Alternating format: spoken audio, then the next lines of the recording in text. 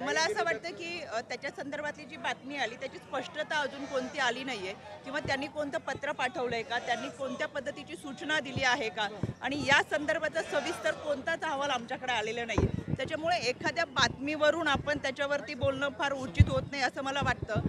यामध्ये Indian medical असोसिएशनच्या माध्यमातून जी काही बातमी आली आहे त्याचा सविस्तर काही खुलासा आहे ते आम्ही राज्य महिला आयोग मागून घेऊ. कारण की आम्ही त्यांना देखील महाराष्ट्र मेडिकल असोसिएशन असेल आणि इंडियन मेडिकल असोसिएशन असेल यांना देखील आम्ही त्या पद्धतीचं पत्र पाठवलेलं होतं.